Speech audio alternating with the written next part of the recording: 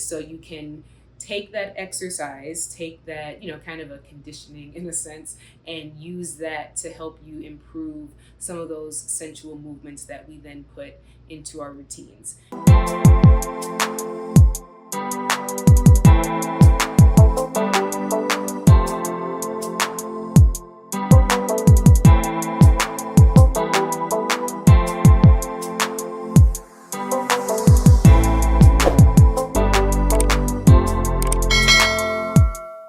Hey everyone, it's Rashida and Marshall. Thank you so much for checking out this video. I'm really excited to be sharing another one with you all. Before we get started, for those who are new, make sure to hit the subscribe button. And as I say in every video, for those who are returning, thank you so much for your support, and I hope you enjoy what I have for you today.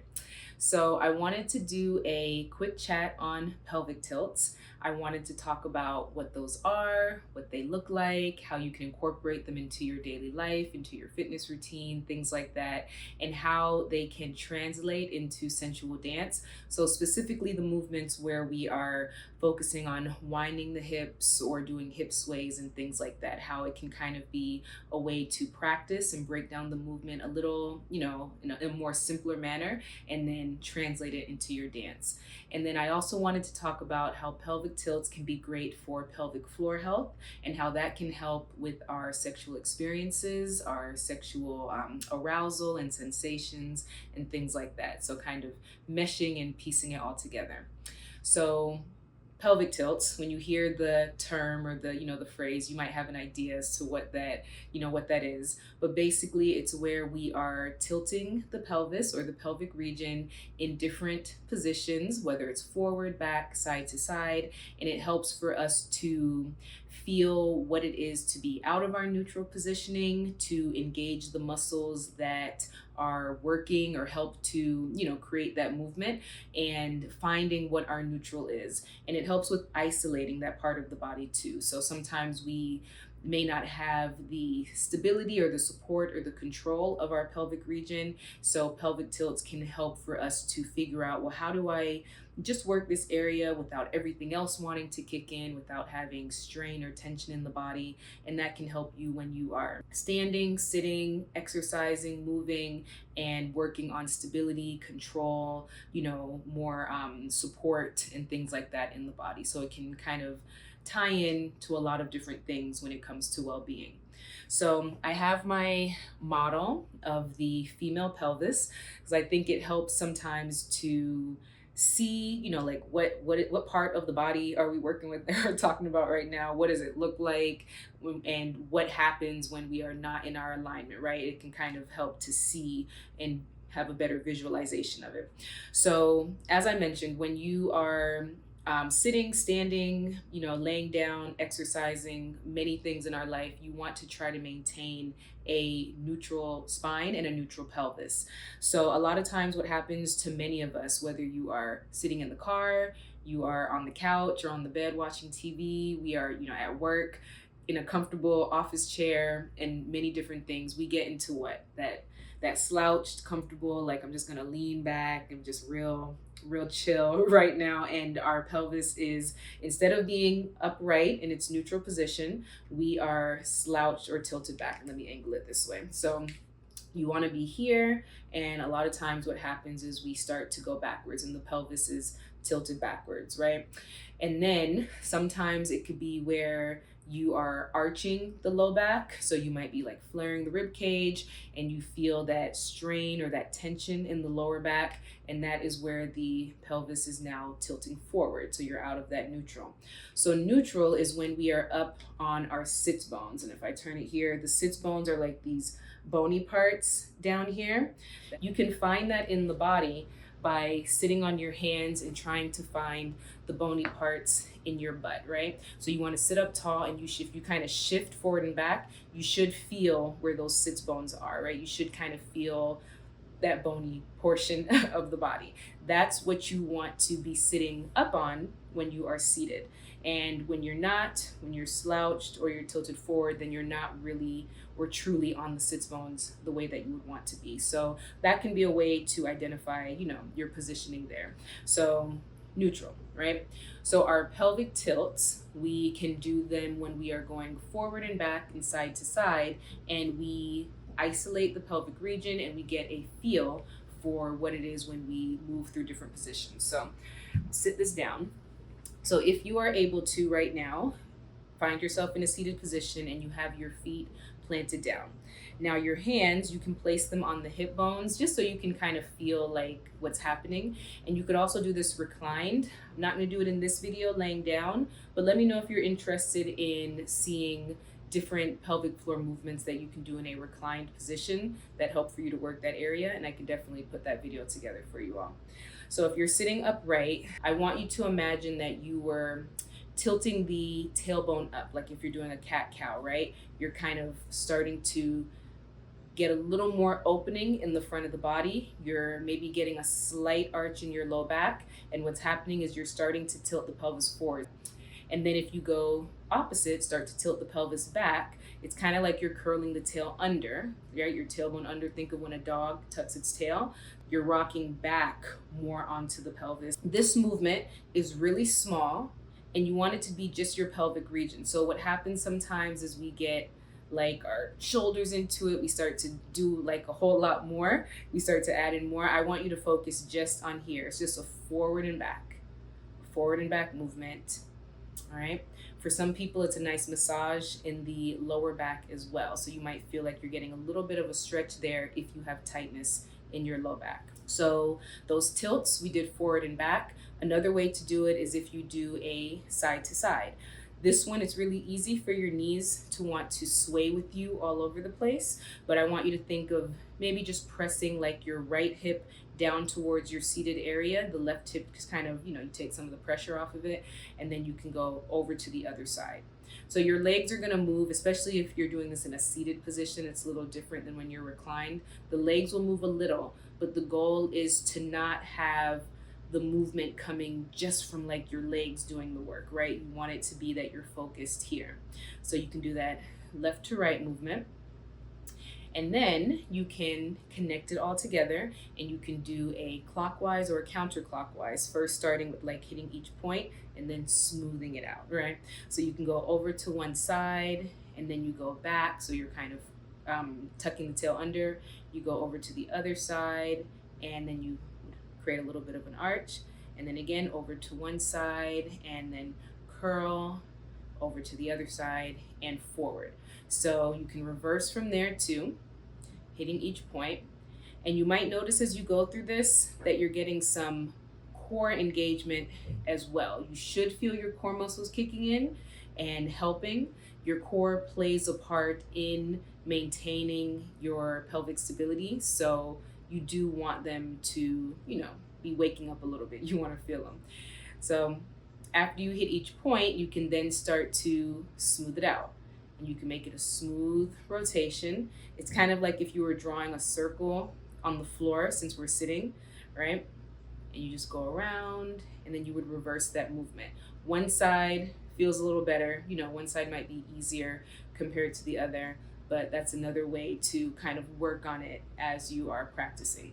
So with those movements, specifically the ones at the end where we started, doing a little clock and counterclockwise, both with the points and smooth, if you have done some of the dance tutorials in the past or have watched some of the, like beginner movements that you can do, maybe that looked familiar to some of the things that we've done. So hopefully you can see how that translates. You could then take those movements that we did seated, or if you do reclined variations of them, come up onto your feet and perform the same thing. Start with a small forward and back.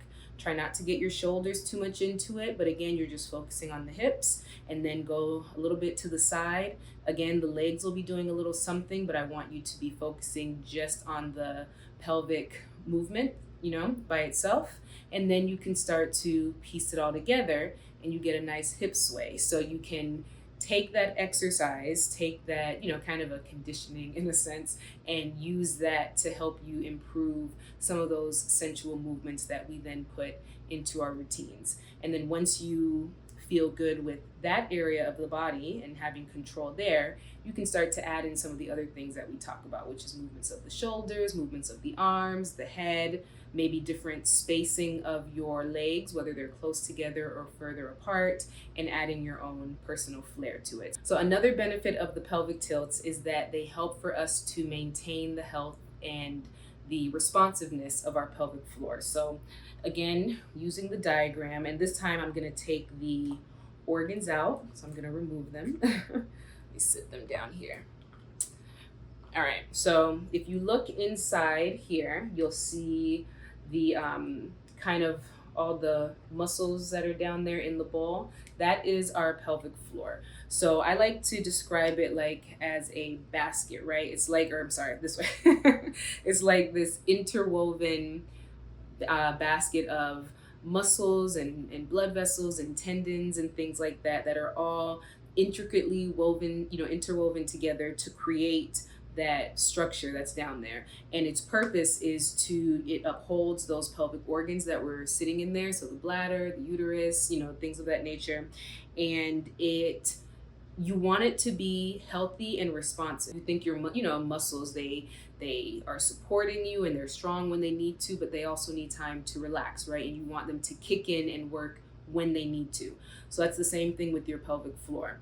So there are a mix of things that can affect the pelvic floor. It can be due to different conditions or surgeries, medications, or things that might affect the functioning of those muscles. It could be due to pregnancy. It could be due to a sedentary lifestyle and not being very active, certain forms of exercise or strain on the body that could impact the functioning of the pelvic floor, different trauma that the body experiences that could affect it, among many other things. So we're not going to dive too deep into the pelvic floor and what it does and all of that, because that could be a whole video on itself. But also, if you are interested in knowing more about that and kind of diving more into the pelvic floor and pelvic floor health, let me know in the comments below, because that's another video I would like to chat about.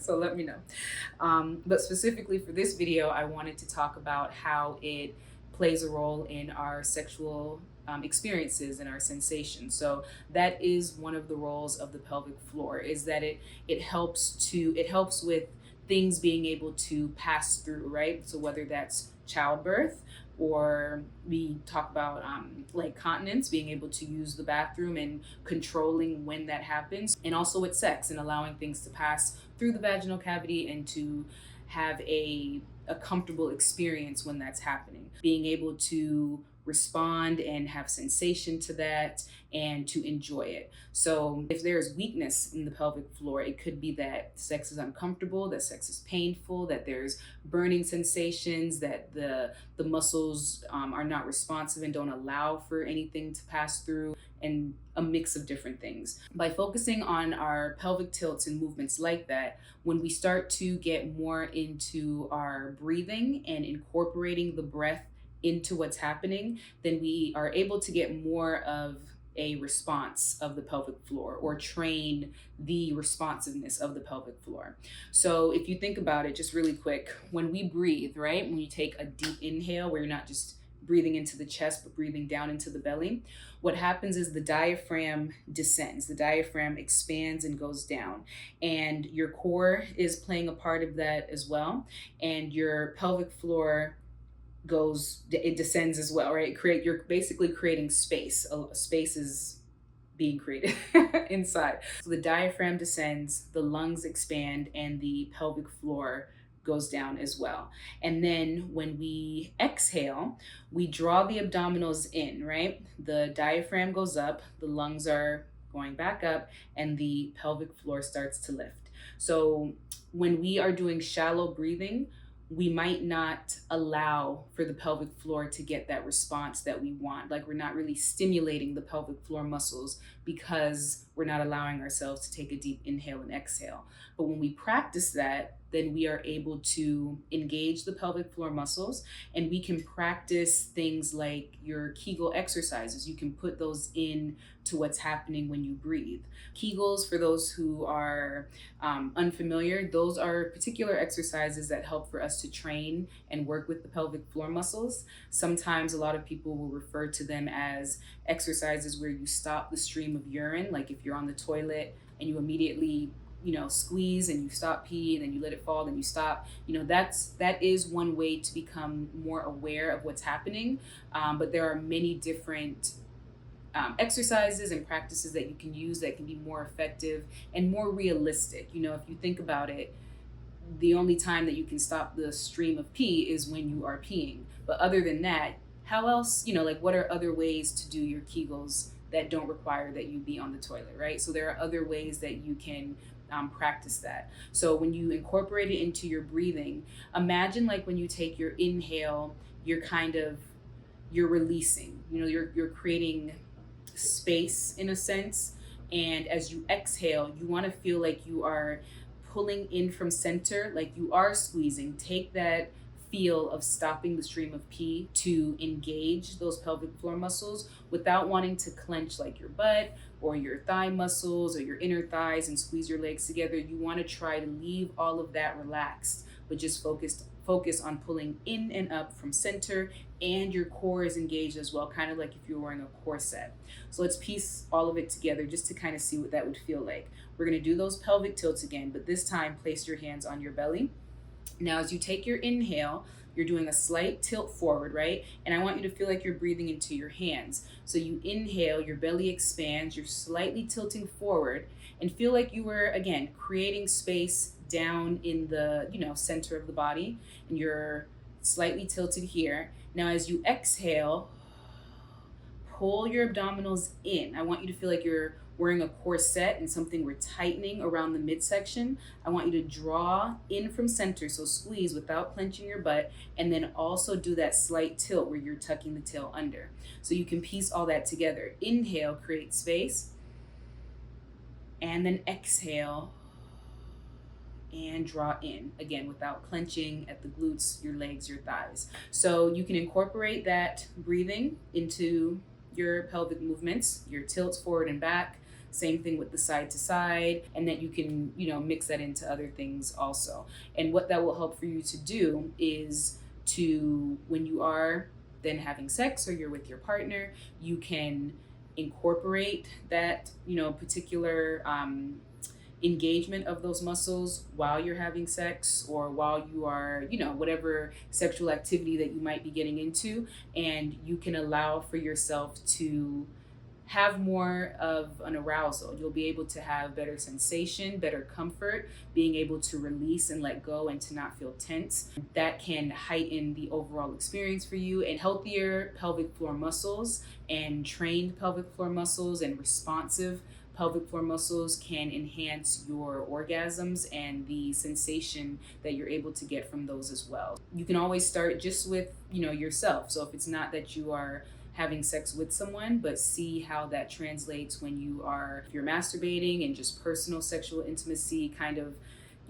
experimenting and noticing if the incorporation of those exercises helps for you to have a more pleasurable experience. If you're someone who's watching this and maybe you're aware that you're experiencing any type of pelvic floor dysfunction, or if you are experiencing some type of discomfort during sex similar to what I mentioned, consider speaking to a physical therapist, someone who's trained in pelvic floor health, because they can get much more deep into the subject and into your body in particular, and figuring out what exactly would be the type of training and exercises that you need to do to help bring you back to where you want to be. So that's something definitely to consider. That is the way that it all ties together. I hope I wasn't rambling, but your pelvic tilts can be great for your core engagement. It can be great for neutral pelvis, neutral spine, which is going to help with your posture and your control and stability when exercising.